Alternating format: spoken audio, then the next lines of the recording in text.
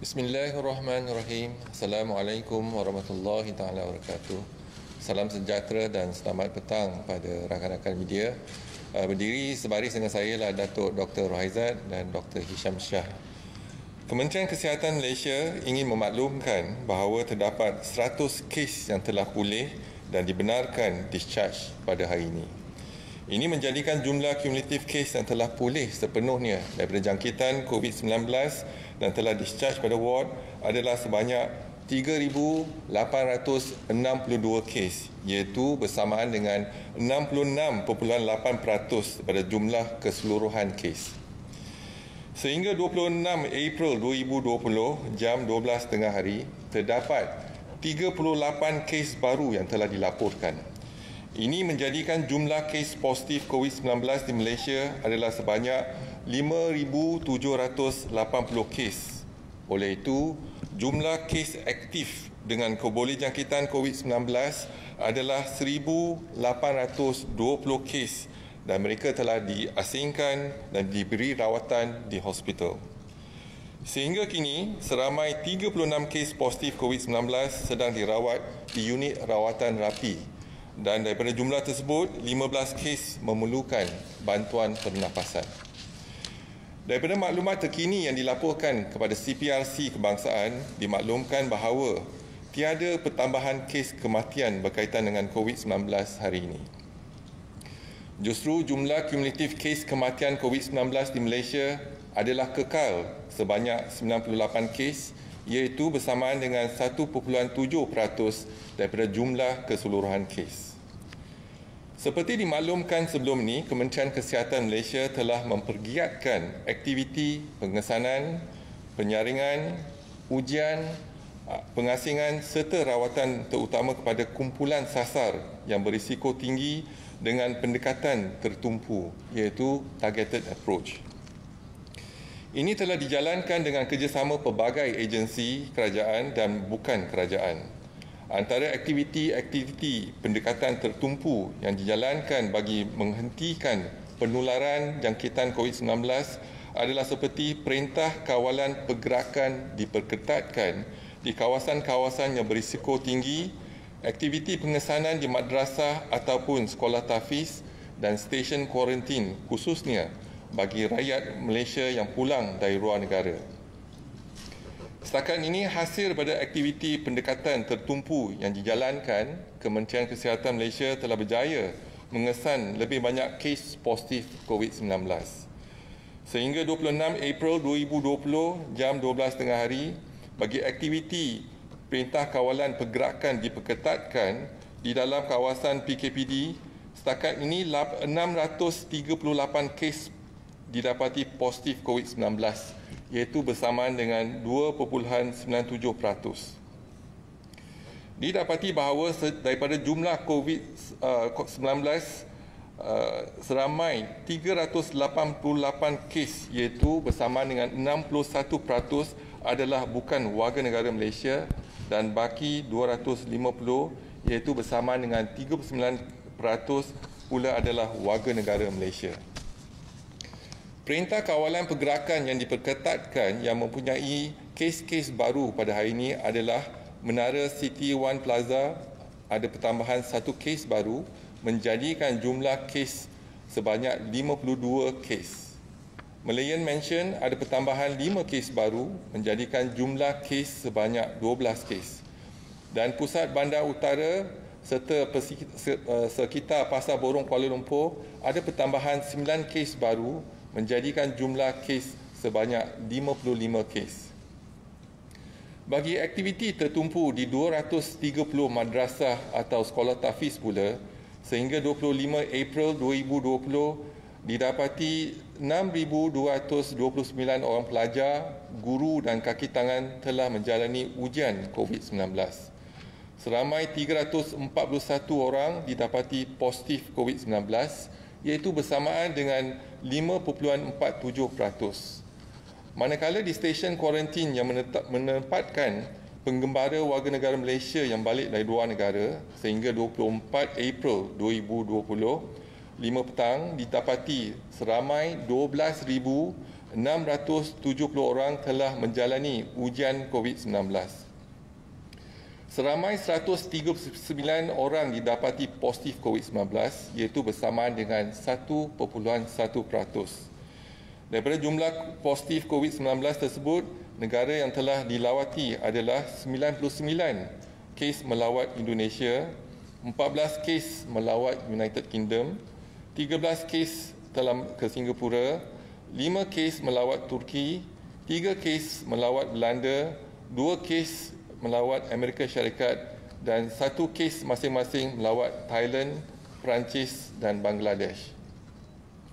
Ini menunjukkan bahawa aktiviti-aktiviti pendekatan tertumpu yang diambil oleh kerajaan setakat ini telah menunjukkan hasil yang diharapkan.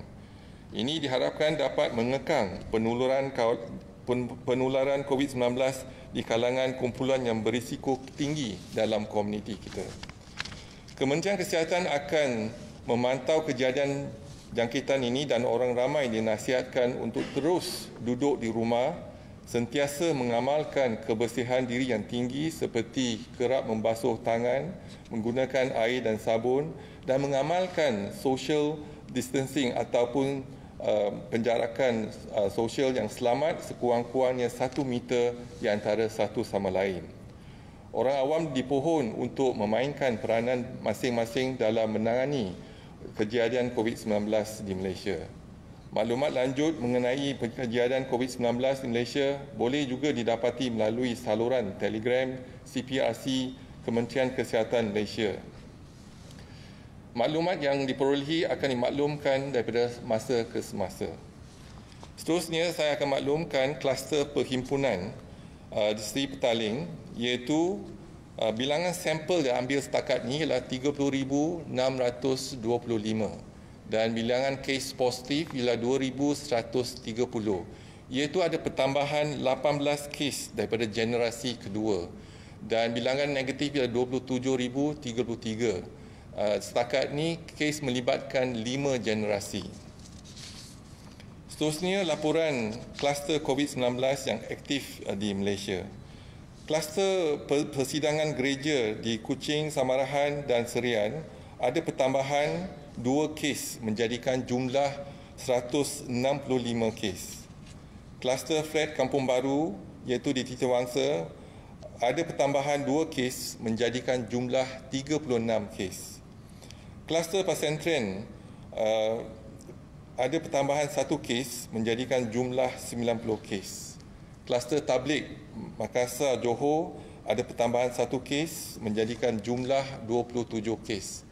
Kluster Hospital Muar ada pertambahan 1 kes menjadikan jumlah 24 kes. Lain-lain kluster tiada pertambahan kes. Seterusnya, hari ini kita dapati ialah jumlah kes positif ialah 5,780 bersamaan dengan 4.22% daripada jumlah individu yang disampel ialah 136,941. Dan saya buka kepada apa-apa pertanyaan, silakan. Hi, Dato'. Dato', I'd like to ask about Taman Mega Morning Market that was closed and a trader was tested positive.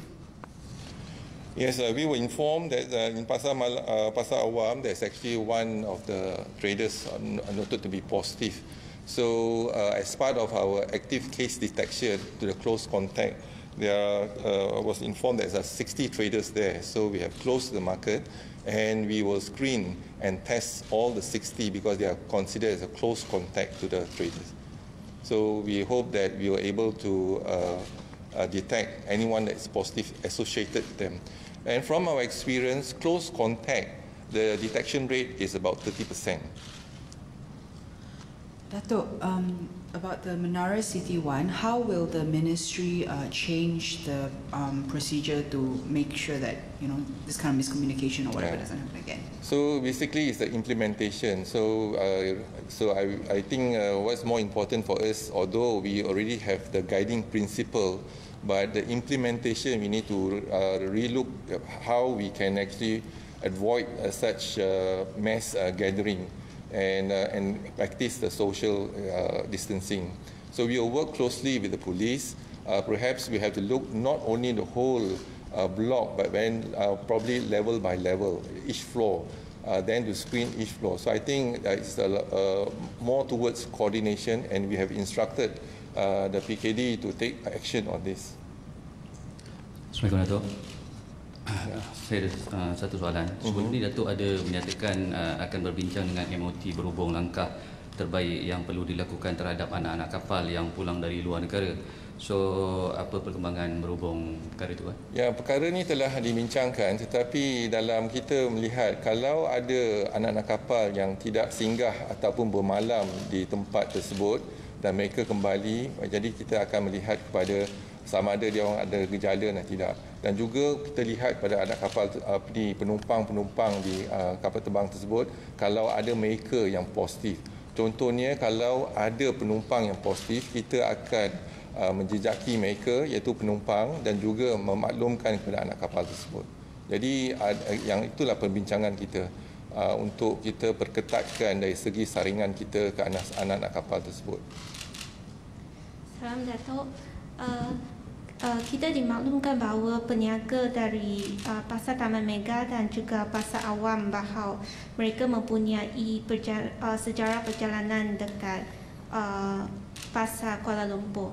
Jadi apakah tindakan akan diambil terhadap Pasar Kuala Lumpur dan juga adakah itu dikenal pasti sebagai satu kluster yang baru? Ini bukan kluster yang baru. Kita dapati peniaga tersebut adalah daripada kluster Pasar Borong Kuala Lumpur dan kembali ke Bahau dan menjalankan perniagaan di situ. Jadi ialah kluster, kita anggapkan peniaga tersebut adalah kluster Pasar Borong Kuala Lumpur. Tetapi sekarang ni kita akan saring dan uji 60 peniaga di Pasar Awam tersebut dan saringan telah pun bermula dan kita harap kita dapat kawal jangkitan penularan COVID-19 di kalangan pasar peniaga di Pasar Awam tersebut. Dato' is regarding the Taman Mega Pasar Awam. You mentioned that there's 30% for the close contact. The 30% meaning is possibility of getting infected or 30% of the close contact? No, 30% is a general statement because you look into our cases, 5,780. We are doing the screening for those PUI, close contact, and the misi bantuan. I think two penumpang passenger were positive. So with the high risk PUI as well as close contact, we realized that the close contact, the detection rate is about 30%. This is a general mean that the percentage that we got. Which means if we were to look into close contact, the chances of positive is much higher as you compare to EMCO, for example, in one region. When we screen and test everyone in that region, our detection rate is only about 2.9%. So it's much higher if we are focusing on the close contact. If we were to focus on the Sri Petaling gathering, our detection rate about 10%. So if we were to focus on the Tafis group, our detection rate about 5%. So that is actually a general percentage in terms of the incidence of. Okay, then the second question is, I think Bandar Utama SFB person, they she actually posted regular customers of Pasar Pagi Taman Mega advised to test themselves for COVID-19 at the hospital as well. Is this necessary or advice for unless they have a positive contact, then only they need to do the testing. But what's more important is we want to encourage them to avoid public gathering.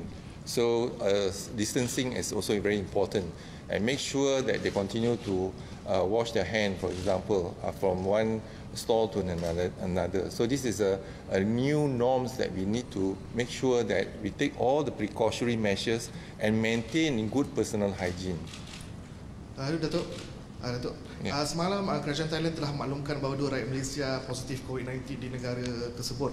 Jadi setakat ini ada tak Kementerian Kesihatan menerima sebarang data ataupun statistik daripada kementerian luar berkenaan dengan rakyat Malaysia yang positif COVID-19 di luar negara? Dan soalan saya yang kedua adalah sekiranya mereka menerima rawatan di luar negara, mereka telah pulih dan mereka pulang ke Malaysia, adakah mereka masih akan letakkan di bawah pemantauan? Okay. Masih biasa dia bila ada mereka rakyat Malaysia, warga negara Malaysia yang dikesan positif, dia akan maklum pada International Health Regulatory Committee di Kementerian Kesihatan dan kita akan catatkan dalam rekod kita. Dan mereka kena patuh kepada garis panduan contohnya di negara tersebut. Itu yang lebih penting. Jadi sebelum negara tersebut izinkan mereka kembali, mereka perlu patuh kepada garis panduan yang ditetapkan di negara tersebut. Contohnya untuk kuarantin, dan kalau dia positif dia akan dimasukkan kuarantin untuk lebih kurang 2 minggu, dan sama ada mereka boleh kembali ke tidak. Dan mereka akan maklum kepada kita kalau kes-kes tersebut akan pulang ke tanah air. Datuk, one more.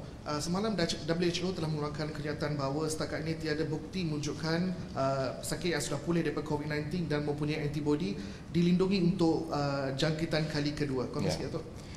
So memang betul, kita pun sedia maklum bahawa walaupun kita ada respon antibodi, iaitu pesakit-pesakit COVID-19 yang dijangkiti ada respon antibodi, contohnya hari ke-5, hari ke-6 akan respon antibodi ialah IgM dan diikuti dengan IgG.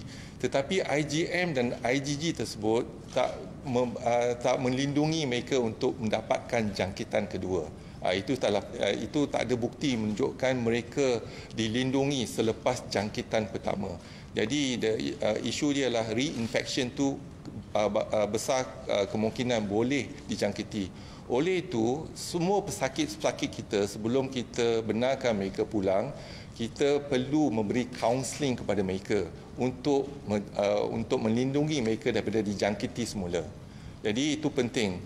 Kalau kita lihat, kalau antibodi tidak melindungi untuk jangkitan kedua, maksudnya walaupun mereka yang telah dijangkiti, contohnya 5,780 orang dijangkiti dan mereka yang telah discharge 3,862 dan telah discharge, ada antibodi. Tetapi antibodi tersebut tak cukup untuk melindungi mereka daripada jangkitan kedua. Tapi setakat ini kita tak ada kes jangkitan kedua lagi, tetapi apa yang pasti antibodi tersebut tak berkemampuan untuk melindungi mereka sekarang ni. Jadi mereka masih perlu untuk mengambil langkah-langkah pencegahan dan menjaga kebersihan untuk mengelakkan daripada jangkitan kali kedua.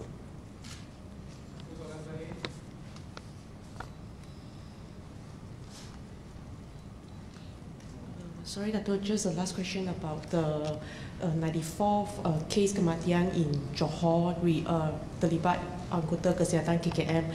So we see Dr. Jamila, she refuted 2 days yesterday that her cause of death, it was not because of lack of PPE but because of she got infected from her colleague. So can Dato' confirm on this? So yes, is she a jururawat in Pakar Hospital? That's right. So if you look into our census healthcare workers that are infected with COVID-19, almost 80% of them got the infection from the community, from the wedding functions and etc. And when they come back to the hospital, for example, Hospital Teluk Intan, for example, so then they infect the healthcare workers, other healthcare workers. Not that they are working in a COVID ward or even in COVID treating COVID patient in ICU. So to date, none of our healthcare workers working in a COVID ward or treating COVID patient in ICU got infected. So those got infected that they are mainly in non-COVID ward, and they got the infection mainly from either most of them got 80% got from the community. So that's one. So it's not an issue of PPE. PPE, yes, if you're in the ICU, you're treating the COVID patient, you need to wear the full PPE. That's mandatory for them to do so. But more importantly, we also realize that the infection comes from Aili and Sari. That's the reason why we, for the public or private sector, make sure that they are protected before they examine the patient. And more importantly, if they are going to do some clinical procedure, make sure they put on the PPE. So this is the advisory that we have got. We have actually make sure that our staff in public sector as well as private sector put on the PPE if they want to do clinical examination in terms of procedure, or if they are seeing a ILI or SARI patient, at least put on a mask.